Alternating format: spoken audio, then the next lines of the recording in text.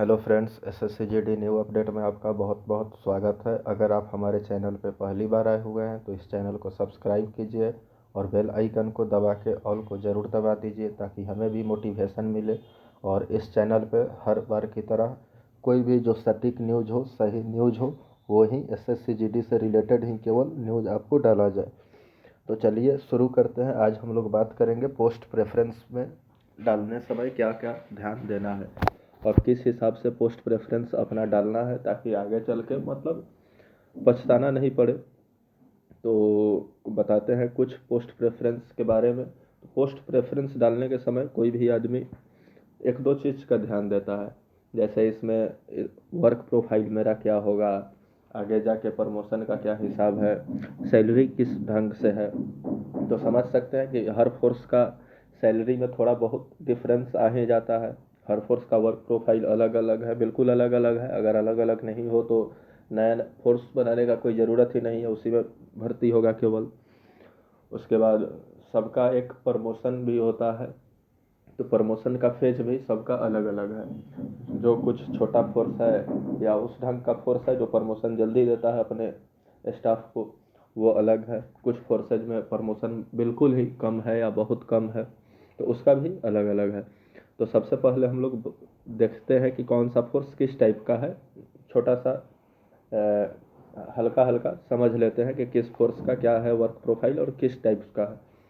Assam rifle के बारे में अगर हम लोग बात करें तो असम राइफल समझ रहे हैं, नाम ही असम राइफल है। तो असम साइड में जो नॉर्थ ईस्ट साइड है वहाँ पे आपको वर्क है इसका। और सबसे पहले कांस्टेबल का अगर वर्क है तो हर फील्ड में कांस्टेबल का वर्क थोड़ा हार्ड है। और पैरा मिलिट्री है तो पैरा मिलिट्री के कांस्टेबल का वर्क ही हार्ड होता है। असम राइफल में है आपको नॉर्थ ईस्ट साइड में आपको काम मिलेगा, आप इस साइड में कभी नहीं आ सकते हैं। असम राइफल में आपको नॉर्थ साइड मतलब नॉर्थ ईस्ट साइड में जितना भी उस साइड का है, अरुणाचल हो गया, असम हो गया, इस टाइप के जगह पे आपको काम मिलेगा और वहीं पे काम करना है। इनका जो डिप्लॉयमेंट है ऑल ओवर इंडिया में नहीं होता है, तो वहीं पे काम है स्पेशल। वहीं दो चार स्टेट है, उसी में आपको काम रहेगा हमेशा। तो ये हो गया। बात करते हैं अगर असम राइफल के बाद सीआरपीएफ का। सीआरपीएफ का तो जानते हैं, ये मतलब दुनिया की सबसे बड़ी पैरामिलिट्री फोर्सेज है। इसमें काम इसका बहुत सारा है। कांस्टेबल है तो कांस्टेबल का तो काम आपका जो जनरल ड्यूटी है वही काम होगा, लेकिन सीआरपीएफ में आपको बहुत सारा अपॉर्चुनिटी मिलता है अलग अलग टाइप का, कमांडो बनने का, एनएसजी में जाने का, एसपीजी में जाने का, ये सब सारे पैरामिलिट्री में मिलते हैं। लेकिन सीआरपीएफ में अधिक इसलिए मिलता है क्योंकि सीआरपीएफ जो है बहुत बड़ा फोर्स है और इसमें लगभग 3.5 लाख एक्टिव है। तो ये है इसके काम के बारे में समझिए रहा है कि आतंकवादी से डीलिंग होता है। आतंकवादी नहीं बोल सकते हैं इसको, माओवादी बोल सकते हैं। और इन्हीं लोग से इनका डीलिंग होता है। ज़्यादातर डिप्लॉयमेंट जो है जम्मू कश्मीर, छत्तीसगढ़, झारखंड, इन सब जगहों पे जो नक्सल अफेक्टेड डिस्ट्रिक्ट है वहाँ पे ज़्यादातर होता है। बिहार में भी बहुत सारा जगह इनका है डिप्लॉयमेंट। तो ये है इस टाइप का फोर्सेज। सीआरपीएफ में तो है ये, सीआरपीएफ में भी आप जा सकते हैं। और अगर बात किया जाए सशस्त्र सीमा बल एसएसबी का, तो एसएसबी एक छोटा सा फोर्स है। पहले तो एसएसबी का जो काम था वो आपको मिलता था केवल बिहार नेपाल बॉर्डर के लिए ही इसको बनाया गया था कि नेपाल बॉर्डर जो जहाँ जहाँ है वहाँ पे एसएसबी को काम दिया जाए। लेकिन आजकल एसएसबी को भी हर जगह भेज दिया जा रहा है। तो अब एसएसबी का भी डिप्लॉयमेंट जम्मू कश्मीर में भी हो जा रहा है, बिहार में भी हो जा रहा है, झारखंड में भी हो जा रहा है, अरुणाचल प्रदेश में भी हो जा रहा है, आंध्र प्रदेश में भी चला जा रहा है। तो इस टाइप से एसएसबी का। उसके बाद आपको एसएसबी से सीआईएसएफ का के बारे में बात करते हैं। तो सीआईएसएफ में भी पहले बहुत कम काम था, इसमें केवल फैक्ट्री जो है सरकारी फैक्ट्री उसमें काम दिया जाता था। लेकिन आजकल बहुत सारा हो गया है, एयरपोर्ट हो गया, मेट्रो हो गया, सरकारी फैक्ट्री ही हो गया, आपको माइंस वाला हो गया, कोल्ड वाला कोयला वाला जो है वो हो गया, थर्मल पावर प्लांट हो गया आपको। फिर जितना तट वाला क्षेत्र है वहाँ पे भी होता है, बंदरगाह सब पे भी ड्यूटी सीआईएसएफ का लगता है। और मतलब सीआईएसएफ का भी काम बहुत बढ़ गया है और हाल फिलहाल में CISF को आपको एक्सप्रेसवे का भी मिलने वाला है, तो एक्सप्रेसवे का भी अब देख रेख करने का जिम्मेदारी CISF को मिलेगा, ऐसे देख सकते हैं CISF भी। उसके बाद CISF के बाद अगर बात किया जाए तो चलिए बात करते हैं हम लोग SSF का। SSF जो है सेक्रेटरीट सिक्योरिटी फोर्स है। इसका मेनली जो वर्क है केवल दिल्ली में ही होता है। जितना भी सेक्रेटरीट का जो ड्यूटी होता है SSF के अंडर में ही आता है ज़्यादातर। वहाँ पे और सारे फोर्सेज भी रहते हैं, लेकिन SSF सबसे अधिक रहता है। तो ये भी है। SSF के बाद अगर बात करते हैं तो NIA सबका फेवरेट है हर एंगल से, नेशनल इन्वेस्टिगेशन एजेंसी जिसको बोलते हैं। तो यह जो है आतंकवादी गतिविधि जितना भी होता है इंडिया में, उसके लिए NIA को बनाया गया है। और इसका जो मुख्य काम है वो केवल आतंकवादी से रिलेटेड ही है। आपको NIA में कोई भी काम नहीं दिया जाता है, जैसे और पैरामिलिट्री फोर्सेज में बहुत सारे अब मतलब जैसा रिक्वायरमेंट होता है उस टाइप से काम दे दिया जाता है, लेकिन NIA में इस टाइप का कोई भी नहीं है कि आपको कहीं पे भेज दिया जाएगा। आतंकवादी से रिलेटेड जो होगा उसी का छानबीन करने का काम दिया जाएगा। जैसे पुलिस काम करती है, ये अपने इंटरनल सिक्योरिटी के लिए हर स्टेट का पुलिस होता है जो अपने अपने हिसाब से काम करता है, उसका जांच पड़ताल करता है। उसी तरह NIA जो है आतंकवादी से अगर रिलेटेड कोई भी काम है तो उसका छानबीन NIA करती है।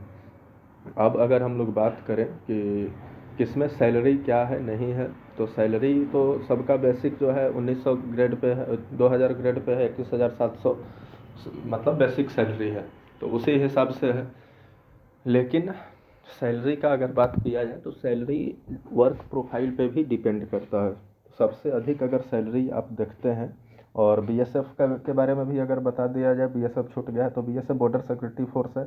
लगभग जितने भी बॉर्डर हैं सभी बॉर्डर पे BSF का तैनाती होता है। और इसमें BSF के बारे में अगर बात किया जाए तो BSF का जो तैनाती है वो लगभग पाकिस्तान बॉर्डर के लिए और बांग्लादेश बॉर्डर के लिए BSF को बनाया गया है। और इसमें है यही है।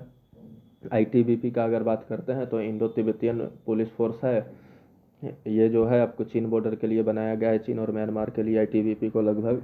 तो ITBP के हिसाब से भी देख सकते हैं। इसमें कुछ चीज़ों का ध्यान रखना है, जैसे कि किस फोर्स में सैलरी किस हिसाब से मिल रहा है, तो ये जो है आपके वर्क प्रोफाइल पे है। बात किया जाए कि अगर प्रमोशन का बात किया जाए तो सबसे पहले देख लेते हैं CRPF के बारे में। CRPF है आपका, SSB है, ITBP है। तो सबसे जो फास्ट प्रमोशन होता है वो प्रमोशन बहुत चीज़ पे डिपेंड करता है। वर्क प्रोफाइल तो होता ही है, ये है कि आप किस टाइप से वर्क कर रहे हैं नहीं कर रहे हैं। तो कांस्टेबल का क्या वर्क है, कांस्टेबल का उतना कुछ नहीं है कि आप अच्छा वर्क कर रहे हैं ख़राब वर्क कर रहे हैं। आपको जो है गाइड है उस गाइड के हिसाब से आपको काम करना है। लेकिन अगर बात किया जाए कि हर चीज़ को देखते हुए कि प्रमोशन सबसे फास्ट किस में होता है, तो सबसे फास्ट आपको ITBP में प्रमोशन होता है। देख सकते हैं इसमें 4 से 5 साल में एक प्रमोशन हो ही जाता है। आप अगर GD में गए हुए हैं जनरल ड्यूटी में कांस्टेबल के पोस्ट पे, तो हेड कांस्टेबल 5 साल में बन सकते हैं। उसके बाद SSB आता है। तो इस सब का प्रमोशन इसलिए फास्ट होता है क्योंकि ये सब छोटा पोस्ट है। हर साल वैकेंसी निकलती है, कांस्टेबल को रख लिया जाता है, हेड कांस्टेबल का इसमें वैकेंसी आता नहीं है। और सब में तो देखते होइएगा कि जैसे हेड कांस्टेबल का भी वैकेंसी अलग से आता है, BSF का, CRPF का, HCM का आता है। फिर आपको CISF का भी हेड कांस्टेबल का आता है जो एग्ज़ाम लेता नहीं है 2 साल 4 साल बाद भी। तो है इस टाइप से। लेकिन अगर है तो ITBP के हेड कांस्टेबल का बहुत ही नहीं आता है वैकेंसी, इसलिए इसमें हेड आपको प्रमोशन अधिक है और तेज है प्रमोशन। फिर SSB आ गया, आपको इस टाइप से है। तो सबका प्रमोशन अपने हिसाब से देख लेना है और सेलेक्ट कर लेना है क्या है नहीं है। अगर प्रमोशनल एग्ज़ाम के बारे में बात किया जाए तो सब में वही है कि आपको कुछ दिनों के बाद प्रमोशनल एग्ज़ाम हो जाता है। 3 साल आपका सर्विस पीरियड होना चाहिए POP के बाद, पासिंग आउट परेड के बाद। मतलब कि जिस दिन आपका शपथ ग्रहण हो गया, आप फोर्स में चले गए ट्रेनिंग बाद, उस दिन से 3 साल का आपको होना चाहिए कम से कम एक्सपीरियंस। तो आप दे सकते हैं SI के लिए, और 2 साल अगर ड्यूटी में है तो आप हेड कांस्टेबल के लिए देख सकते हैं। मतलब 3 से 4 साल, 4 साल लगभग मिनिमम लगता है आपको प्रमोशनल एग्ज़ाम में बैठने के लिए। तो इसमें दे सकते हैं। और अगर मेरे हिसाब से अगर आपको डालना ही है तो है, इसमें बहुत आदमी को असम राइफ़ल के बारे में एक चीज़ नहीं बताया है कि असम राइफ़ल में जो है आपको कुछ सुविधा मिलता है जो मिलता है आपको आर्मी को, और पैरामिलिट्री फोर्सेज में वो नहीं है, लेकिन असम राइफ़ल में आर्मी का सुविधा मिलता है। जैसे आर्मी कैंटीन से आप कुछ भी खरीदारी कर सकते हैं, और आर्मी को जो भी फैसिलिटी है लगभग हर चीज़ असम राइफ़ल को दिया गया है, लेकिन और सब फोर्सेज में आपको नहीं मिलेगा। और सबसे स्लो जो है प्रमोशनल वो सीआरपीएफ सीआईएसएफ इस सब को माना जाता है, तो अपने हिसाब से देख लेना है। सबसे बेस्ट जॉब इसमें कुछ नहीं होता है, बेस्ट अपने हिसाब से, जैसे मेरा क्या रुचि है उस हिसाब से आपको पोस्ट प्रेफरेंस डालना है। बाद में ऐसा नहीं हो ये पोस्ट प्रेफरेंस आप एक बार डाल दिए फिर कभी नहीं चेंज होगा और कुछ नहीं होगा। फॉर्म भरते समय पूरी सावधानी से हर एक स्पेलिंग तक का जांच करके अपने सामने फॉर्म भरना है, खुद से भरना है या खुद के सामने फॉर्म बैठ के भरवाना है। हड़बड़ी में फॉर्म नहीं भरवाना है, फॉर्म जब से स्टार्ट हो जाए खुद से भरना है। इसके लिए आपको फॉर्म का अप्लाई कैसे करना है एक वीडियो भी हम इस चैनल पे डालेंगे, तो इस चैनल को सब्सक्राइब करके रखिए। और कहीं पे कोई गलती नहीं करना है, एक फॉर्म मैं डालूँगा।